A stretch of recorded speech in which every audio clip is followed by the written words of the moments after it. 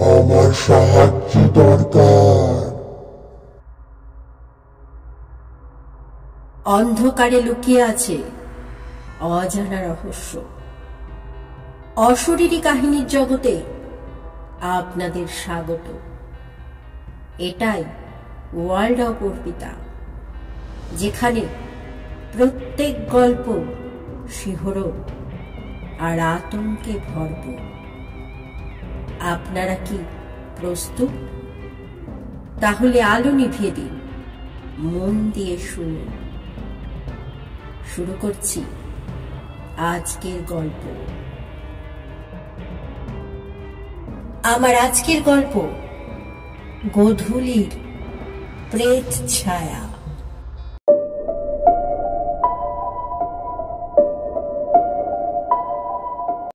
দার্জিলিং এর পাহাড়ি গ্রাম সান্দাকুফ। সূর্য অস্ত যাওয়ার আগে এই জায়গাটা যেন স্বর্গ।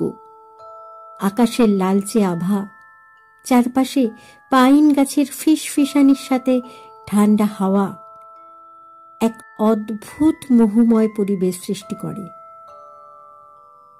কিন্তু সূর্য ডুবলেই এই গ্রামটা যেন পাল্টে যায়।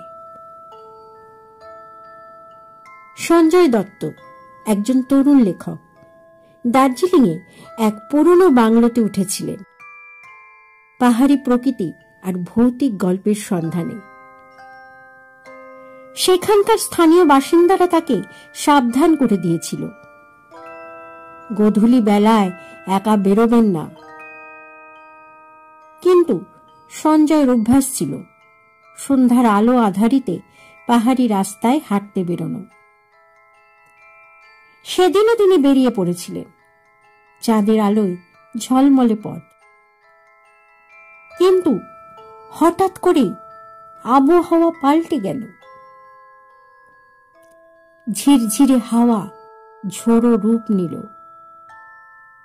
আর দূরে একটা মেয়ের কণ্ঠ শোনা গেল, সাহায্য করুন। সঞ্জয় থমকে গেলেন। পাহাড়ি রাস্তার দিকে তাকিয়ে দেখলেন একজন মেয়ে, সেলুলয়েড শাড়ি পরা, মাথায় খোঁপা করা। মেয়েটি রাস্তার ধারে দাঁড়িয়ে। আপনি কে? কি হয়েছে?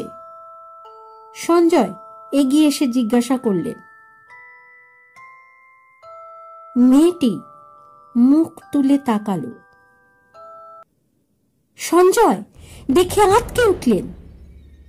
তার চোখ দুটো ফাঁকা, যেন পুরো অন্ধকারে ঢাকা, আর মুখে একটা বিকৃত হাসি।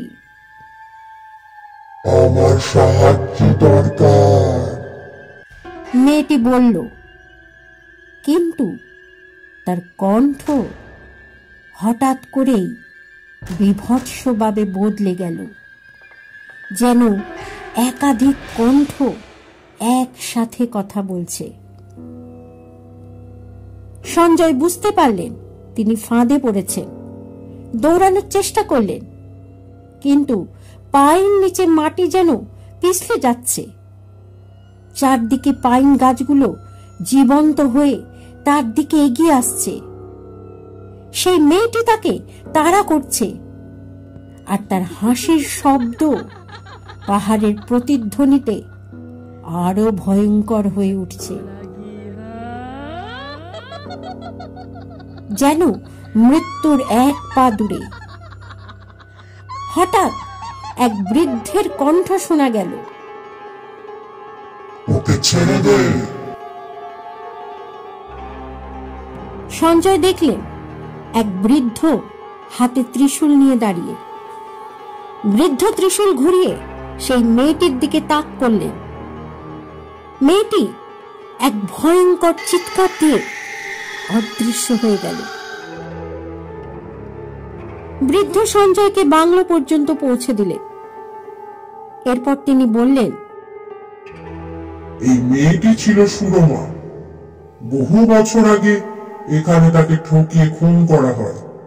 তার আত্মা এখনো মুক্তি পায়নি। গধূলি বেলায় বের হলে তার শিকার হতে হয়। আপনি ভাগ্যবান যে আমি সময় মতো পৌঁছে গেছি। সঞ্জয় কাঁপতে কাঁপতে জিজ্ঞাসা করলেন, আপনি কে? বৃদ্ধ বললেন, আমি এই পাহাড়ের রক্ষক। যতদিন আমার সময় আছে ততদিনের প্রেতাত্মাগুলোকে সামলে রাখব। এরপর থেকে সঞ্জয় সন্ধেবেলায় আর কখনো একা বেরোননি। তবে তিনি জানতেন, পাহাড়ের এই শান্ত পরিবেশের আড়ালে এমন কিছু লুকিয়ে আছে যা কখনো প্রকাশ্যে আসে না।